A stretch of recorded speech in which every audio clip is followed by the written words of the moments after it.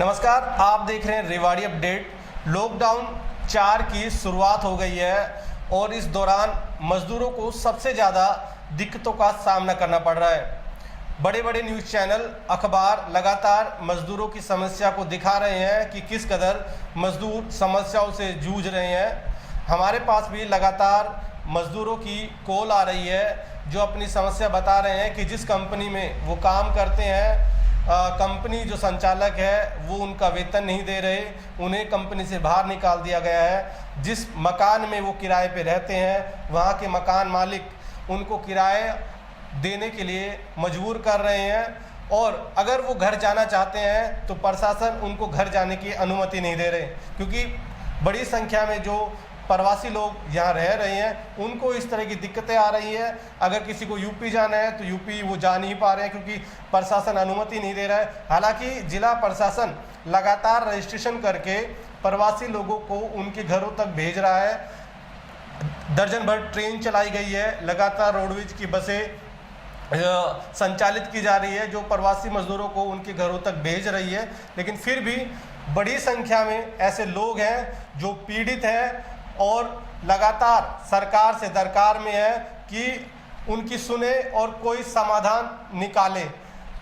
Advocate Kailash Chand हमारे साथ में है कि उनके पास भी इसी तरह की शिकायतें आ रही थी, तो ऐसे में जो मजदूर है वो क्या करे, कहाँ शिकायत करे और कैसे उनकी समस्या का समाधान हो। कैलाश जी, आपके पास भी शिकायत आ रही होगी इस तरह की, तो क्या कहेंगे किस तरह से मजदूर अपनी समस्या का समाधान करवा सकता है? देखिएगा, हम काफ़ी समय से देख रहे हैं जब से ये लॉकडाउन लगा है, इस लॉकडाउन में सबसे ज़्यादा परेशान हुआ है तो एक मज़दूर तबका हुआ है।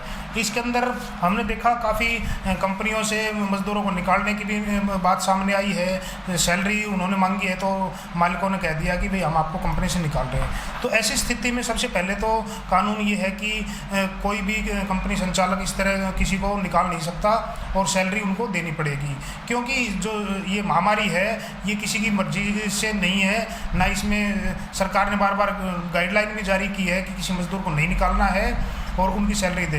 अगर कंपनी नहीं दे पाती है तो उसमें सरकार को सहयोग करना चाहिए। ज़रूरी नहीं है कि भाई कंपनी उस स्थिति में हो कि बंद कंपनी के उसमें भी सैलरी दे पाए, तो सरकार दे दे फिलहाल सैलरी। इसमें सरकार ने काफ़ी परेशान किया मज़दूरों को, कोई स्थिति को ठीक ढंग से काबू नहीं कर पाया, क्योंकि हम देख रहे हैं कि मजदूर परेशान है। अब वो परेशानी को लेके जाए कहाँ?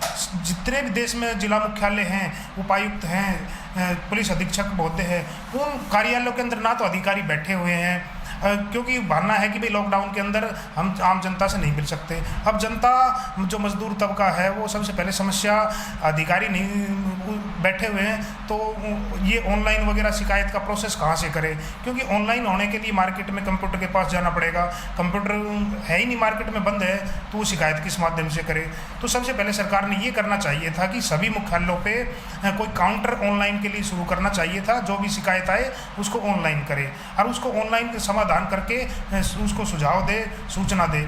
हमने काफ़ी देखा कि काफ़ी मज़दूरों को खाना तक नहीं मिल पा रहा और जो कुछ मज़दूरों को खाना पहुंचाया, कुछ को नहीं पहुंचा। इसलिए मजबूर होकर के ये मज़दूर जो तबका है ये अपने घरों को जाने को तैयार हुए हैं। देखिएगा, हेल्पलाइन नंबर जो दिए हैं सरकार ने 1950 नंबर, उसके ऊपर खाने के लिए भी वही नंबर है और परेशानियों के लिए भी नंबर है।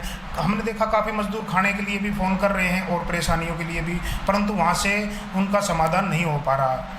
इसमें दूसरी तरीका ये है कि ईमेल के माध्यम से सरकार को सूचित करें, पर मज़दूर के सामने तो बार बार वही समस्या है कि ना तो वो ईमेल जानता है, ना उसके पास वो सोर्स है कि ईमेल कैसे करे, क्योंकि एंड्रॉयड फ़ोन कम से कम चाहिए ईमेल के लिए, परंतु वो भी नहीं हो पा रही है।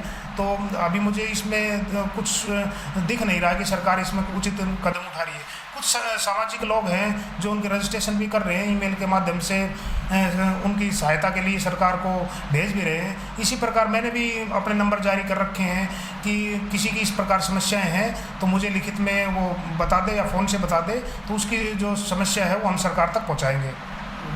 कुल मिला के ये है कि जो मज़दूर हैं जो कंपनियों में काम कर रहे हैं, अभी कोई ऐसा प्रशासन की तरफ से इस तरह की कोई सपोर्ट नहीं है कि जो मज़दूर जिनको वेतन नहीं दिया जा रहा तो वो आखिर अपनी फरियाद कहाँ लेकर पहुँचे, क्योंकि लगातार वो हमारे पास कॉल कर रहे हैं और उनकी जो समस्या का है समाधान नहीं हो रहा। साथ में अगर जो मकान मालिक की बात करें तो मकान मालिक भी लगातार उनको हरासमेंट कर रहे हैं। पिछले ही दिनों एडवोकेट कैलाश चंद ने ही ऐसे ही एक मामला वो सामने लेके आए थे और जो कानूनी सहायता से उसको दोबारा घर में रहा था।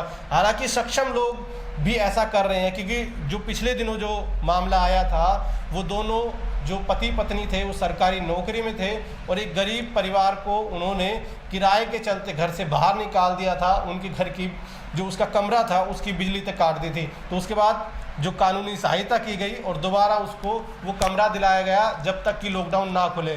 तो कैलाश जी, इस तरह से और कितनी शिकायतें आ रही हैं आपने? देखिएगा, मेरे पास इस प्रकार काफ़ी शिकायतें आई हैं कि मकान मालिक जो है और जो मजदूर तबका किराए पे रहने लग रहा है उनकी झुग्गियों के अंदर, तो वो किराए का दबाव बना रहे कि मजदूर के पास देने को किराया है नहीं, तो वो क्या कर रहे हैं, उनका बिजली का कनेक्शन काट रहे हैं, शौचालय बंद कर रहे हैं। तो ऐसी स्थिति में 2-4 मामले मैंने भी सॉर्ट आउट कराए हैं पुलिस के माध्यम से, शिकायत करा के या डायरेक्ट मालिक को कह के।